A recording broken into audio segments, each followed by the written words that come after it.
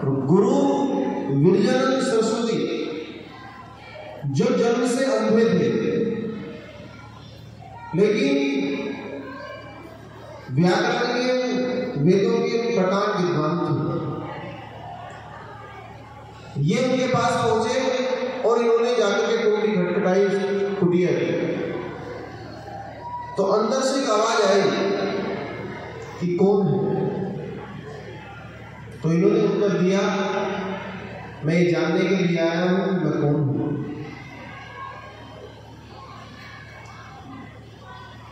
इन्होंने अध्यात्म गुरु के पास पहुंचे और गुरु से कहा कि आप मुझे पढ़ाइए, मैं पढ़ना चाहता हूं। तो गुरु ने कहा कि जो कुछ है वो सारा पहले छोड़ करके आओ। जितना ज्ञान था वो सारा मथुरा यमुना नदी के तट पर है, तो सारा यमुना में छोड़ करके आ गए। कहानी फिर आगे चलती है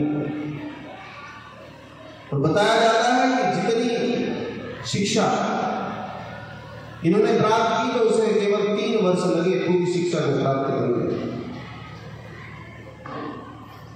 एक बार कूड़ा झाड़ू लगाई और कूड़ा छोड़ दिया। अब गुरु आ रहे थे और गुरु का पैर उस कूड़े से टकरा गया, तो गुरु ने डंडा उठाया और स्वामी जी को पीटना प्रारंभ कर दिया, बहुत मारा। स्वामी जी रोने लगे, तो गुरु कहते हैं देखा चोट लग रही है, ये गलती क्यों की? तो स्वामी दयानंद सरस्वती ने बड़ा उत्तर दिया और वो बड़ा प्रेरणादायक उत्तर है। वे कहते हैं कि आज मैं इसलिए नहीं रो रहा हूं गुरु जी, मेरा शरीर तो वज्र का है, मुझे इसलिए दुख नहीं है कि आप मुझे डंडे से पीट रहे हैं। मुझे इसलिए दुख है कि मेरे कारण आज आपके हाथों को कष्ट हो रहा है, आपका मन दुखी हुआ है, आपकी आत्मा दुखी हुई है मेरे जैसे शिष्य के कारण। तब बड़ा आज दुखी इसलिए हूं मैं रो रहा हूं। ये ऐसी कोई स्वामी दयानंद सरस्वती नहीं बन गई, ऐसे नहीं बन गई। 3 वर्ष में सारी शिक्षा को पूर्ण करने के बाद पूर्णानंद सरस्वती से उन्होंने संन्यास की दीक्षा ली, संन्यास प्राप्त किया, 11वें वर्ष हो गए।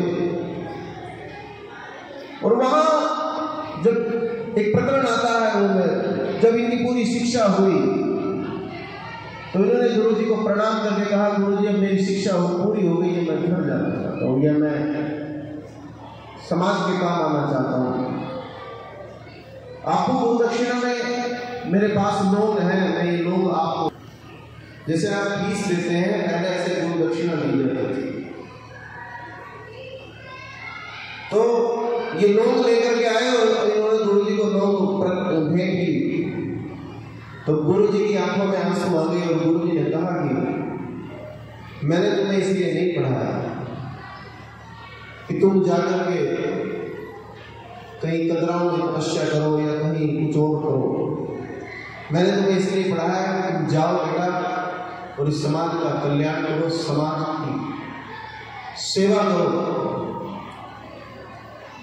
और इन्होंने गुरुजी से शिक्षा प्राप्त करके फिर अपना सारा जीवन समाज के लिए समर्पित किया। बहुत बुरी दुर्दशा थी उस समय हमारे समाज की, सती प्रथा चल रही थी, आडंबर चल रहे थे बहुत बड़े बड़े। सती प्रथा, जिस स्त्री का पति मर जाता था उसको भी उसकी चिता में जबरदस्ती धकेल करके जला दिया जाता था। पुनर्विवाह इन्होंने शुरू कराया। स्त्रियों को वेद पढ़ने का अधिकार नहीं था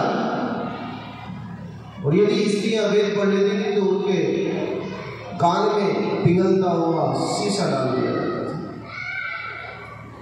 वेद के मंत्र हर कोई नहीं बोल सकता था। आज हर एक व्यक्ति वेद के मंत्र पढ़ सकता है, बोल सकता है। उस समय ऐसी स्थिति नहीं थी। छुआछूत हमारे समाज में बहुत बुरी तरह से व्याप्त था। इन्होंने उन सब चीजों का खंडन किया। इन्होंने कहा कोई छोटा कोई बड़ा नहीं है, सब ईश्वर की संतान है। और समाज में इन्होंने शिक्षा का प्रसार के लिए गुरुकुलों की स्थापना कराई। ज्यादा से ज्यादा गुरुकुल खोले गए। अंग्रेजों का समय था जिसमें देश सेवा करने के लिए क्रांतिकारी उत्पन्न हुए। इनकी विचारधारा से बहुत सारे लोग देश की सेवा के करने के लिए उद्यत हुए, स्वतंत्रता संग्राम में कूदे। आप भगत सिंह को पढ़े, आप राम प्रसाद बिस्मिल को पढ़े, लाला लाजपत राय को पढ़े, जितने भी आप बड़े बड़े क्रांतिकारी, सुभाष चंद्र बोस, आप जितने भी बड़े क्रांतिकारियों का नाम लेंगे उनके पीछे स्वामी दयानंद सरस्वती की प्रेरणा आपको दिखाई देगी। और स्वामी दयानंद सरस्वती पाखंड का खंडन करते हुए अपनी जीवन यात्रा को पूरा करते हुए जा रहे थे। अंत में जोधपुर में एक राजा थे और वे राजा एक वैश्य थी, वे उसके चक्कर में ज्यादा पड़े हुए थे। एक राजा का अपने चरित्र से गिरना पूरे राष्ट्र के लिए खतरनाक होता है। तो उन्होंने उस वैश्य के सामने ही राजा से कहा कि तुम राजा हो, लेकिन तुम एक कुटिया पर जाकर के इस तरह से जो है अपना सारा राज तंत्र, सारी प्रजा, सब कुछ भ्रष्ट कर रहे हो, समाज को समाप्ति की तरफ ले जा रहे हो। जब तुम ऐसे होंगे तुम्हारी प्रजा कैसे, तुम्हारी प्रजा भी तुम्हें फॉलो करेगी। और उन्होंने राजा को धिक्कारा और याद दिलाया कि अगर तुम्हारा चरित्र इतना गंदा होगा तो समाज का चरित्र कैसा होगा। ये बात उस वैश्य को बड़ी बुरी लगी और उस वैश्य ने स्वामी जी के जो रसोइया था उसको बुलाया, जो खाना बनाया करता था, और उसे कहा कि यदि तुम स्वामी जी को जहर दे दोगे तो मैं तुम्हें इतने पैसे दूंगी।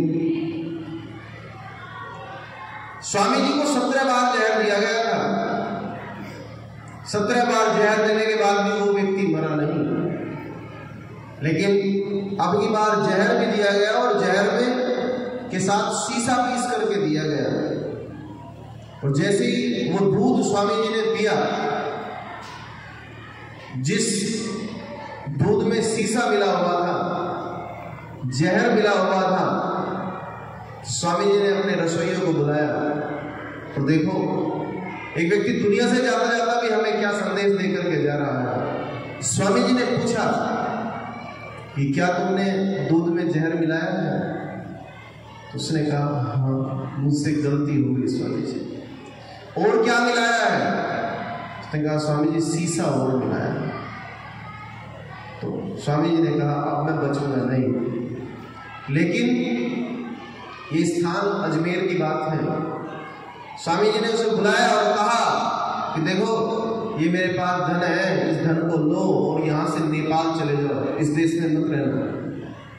अगर तुम इस देश में रहे तो यहाँ के लोग तुम्हें मार डालेंगे, यहाँ मत रहना। और ये कह करके स्वामी जी ने अपने रसोइये को वहां से भगा दिया और कहा योग की निद्रा में बैठ करके हे ईश्वर तेरी इच्छा पूर्ण हो। और ये कह करके उन्होंने अपना जीवन जो है इस राष्ट्र के लिए समर्पित कर दिया। हम सौभाग्यशाली हैं कि हम ऐसे व्यक्ति के नाम से ये विद्यालय चला रहे हैं। हम सौभाग्यशाली हैं कि हमारे माता पिता ने बचपन में हमें इस विचारधारा से जुड़वाया। हम सौभाग्यशाली हैं कि आज हम जो उन्होंने काम किए हम उन्हें आगे बढ़ाने का काम कर रहे हैं। हम उनकी शिक्षा दीक्षा पे आगे चले। स्वामी दयानंद सरस्वती के जीवन में बहुत सारी घटनाएं आती हैं। एक व्यक्ति सुबह के समय आता और आकर के उनके पड़ोस में रहता था और रोज आकर के उनको और स्वामी जी अपने पास में से फल फूल जो भी अच्छी अच्छी चीजें होती वे रोज भिजवाते उसके पास। वो व्यक्ति रोज गालियां आकर के देता है, स्वामी जी रोज फूल भिजवाते हैं। वो आदमी गालियां देता है, स्वामी जी रोज फूल भिजवाते हैं। अब एक दिन पूछा गया, किसी भक्त ने पूछा, स्वामी जी आप शक्तिशाली हैं, आप ब्रह्मचारी हैं, आप इसे उत्तर दे सकते हैं। आप ये आदमी रोजाना गालियां देता है लेकिन आप फिर भी इसको फूल भिजवाते हैं। तो स्वामी जी ने बड़ा जो उत्तर दिया वो बड़ा सुनने के लायक है और समझने के लायक है और जीवन में उतारने के लायक है। स्वामी जी ने कहा, बेटा जिसके पास जो होता है वो वही बांटता है। मेरे पास फल है फूल है, मैं फल फूल बांटता हूँ। इसके पास गालियां हैं, ये गालियां बांटता है। तो गालियां दे, ये जो सिखाया, इसके पास जिसके पास जो होगा वो वही बांटेगा। आप दुखी मत होना, इस व्यक्ति ने गालियां मुझे दी हैं तो वो उसका दुर्भाग्य है, उसके पास गालियां हैं, और आपके पास सही शब्द हैं, अच्छे शब्द हैं, तो ये आपका सौभाग्य है कि आप फूल बांटने का काम करते हैं। ये संदेश देकर के हमें स्वामी जी कह रहे हैं कि आगे बढ़ो। 1875 में आर्य समाज की स्थापना की गई थी मुंबई के अंदर, और एक नारा दिया गया था, स्वामी दयानंद सरस्वती ने एक नारा दिया, वेदों की ओर लौटो। हमें कहा जाता था वेदों को भस्मासुर ले गया, वेद है ही नहीं, वेद नहीं होते थे। स्वामी जी लेकर के आए, विदेश में वेद चले गए, पाताल में चले गए, हमारे देश में वेद नहीं थे, वेद लेकर के आए और सबको पढ़ने का अधिकार दिया। एक भी व्यक्ति, कोई छोटा बड़ा, ऊंच नीच, जात पात, सबका खंडन करते हुए स्वामी जी ने जो है पूरा सबको अधिकार दिया, शिक्षा का अधिकार, वेद पढ़ने का अधिकार। तो आज हम सभी उनके प्रति अपनी सच्ची श्रद्धांजलि अर्पित करते हैं और प्रण करते हैं कि हम उनके सिद्धांतों पर चलते रहेंगे। संत स्वामी रविदास, उनका जीवन भी बड़ा हमारे लिए प्रेरणादायक रहा। ऐसा कि हमें दोनों महापुरुषों के जीवन से शिक्षा लेकर के आगे बढ़ना है। उन्होंने भी समाज की उन्नति के लिए काम किए। जात पात ऊंच नीच सबका खंडन करते हुए स्वामी जी आगे बढ़ रहे थे, और तभी आज हम सब यहाँ पर बैठे हुए हैं कि हमने उसके सिद्धांतों का पालन किया है। हम दोनों महापुरुषों के प्रति अपनी श्रद्धांजलि व्यक्त करते हैं और उनके चिन्हों पर चलते हुए अपने जीवन को आगे बढ़ाने का प्रण लेते हैं। सबको बहुत बहुत धन्यवाद, बहुत बहुत आशीष। मैंने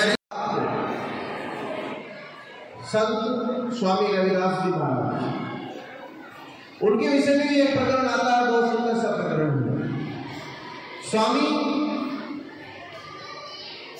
रविदास जी मोची हुआ करते थे, वे जूते गांठने का काम करते थे, लेकिन भगवान की भक्ति में लीन रहते थे। आदमी काम भी कर रहा है लेकिन परमात्मा को याद कर रहा है, बड़ा सौभाग्यशाली होता है वो व्यक्ति। और जो समाज को राह दिखा जाए वो उससे भी बड़ा सौभाग्यशाली है। ऐसे ही थे हमारे स्वामी संत श्री रविदास जी, जूते काटने का काम करते हैं, मोची है। एक दिन एक साधु वहां पर आए उनके पास और आकर के कहा कि मैं एक दिन तुम्हारे पास रहूंगा। तो स्वामी जी ने कहा कि ठीक है, आप हमारे पास रहिए। और स्वामी जी ने बड़ी सेवा की। 3-4 दिन रहे, 3-4 दिन के बाद जब वे चलने लगे, उन्होंने कहा कि बेटा मैं तुम्हें ये पारसमणि देता हूँ, और सब सुनना, पारसमणि क्या होता है। पारसमणि एक छोटी सी कोई टिकिया जैसी चीज होती है, और यदि उसमें किसी उसको लोहे से छुआ दिया जाए, लोहे से टच कर दिया जाए तो लोहा सोना बन जाता है। स्वामी जी ने कहा कि मुझे इसकी आवश्यकता नहीं है, आप किसी और को ले जाकर के दो। लेकिन वो सिद्ध स्वामी कहते हैं कि मैं तुमने मेरी बड़ी सेवा की है, मैं तुम्हें ये देना चाहता हूं। अब वो जाते जाते उस पारसमणि को, जिससे ढेर सारा सोना बनाया जा सकता है, जिससे व्यक्ति एक दिन में बहुत धनवान हो सकता है, उस पारसमणि को उनकी जो कुटिया थी उसमें कहीं रख करके चले गए, जैसे कोई छत में लगा करके चला जाता है। और फिर कुछ समय बाद आए और आकर के देखा कि सोच तो रहे थे कि अब तो रविदास जी की जिंदगी पलट गई होगी, बहुत धनवान हो गए होंगे, लेकिन आकर के देखा कि तो वही झोपड़ी है, वही मोची का काम है, वही उसी तरह से जीवन है।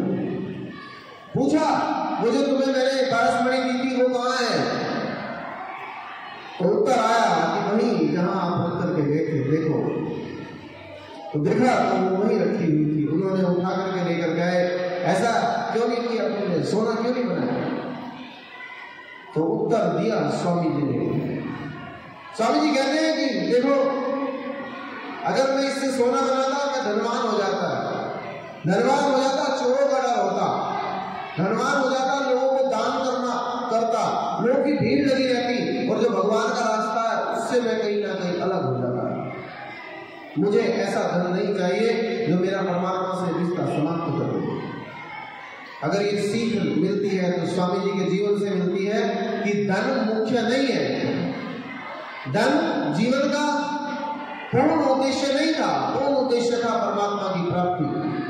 और स्वामी संत रविदास यही हमें सिखा करके जा रहे हैं कि देखो, जीवन में महत्ता देना तो परमात्मा को देना, जीवन में महत्ता देना तो ईश्वर को देना, जीवन में धन को कभी महत्ता नहीं। धन थोड़ा हो, ज्यादा हो, कम हो, चलेगा। अगर ईश्वर का साथ है तो सब कुछ है। अगर ईश्वर का साथ है, आशीर्वाद है, तो दुनिया की सारी चीजें आपके पास जाने के बाद भी वापस लौट करके आ जाएंगी। और यदि ईश्वर का साथ नहीं है तो सब कुछ होते हुए चला जाएगा। ये अगर सिखाया है तो स्वामी रविदास जी ने सिखाया है। हम उनको नमन करते हैं, हम उनको श्रद्धांजलि ज्ञापित करते हैं। उनका आशीर्वाद हम सब पर बना रहे। बहुत बहुत शुभकामनाएं, बहुत बहुत आशीर्वाद।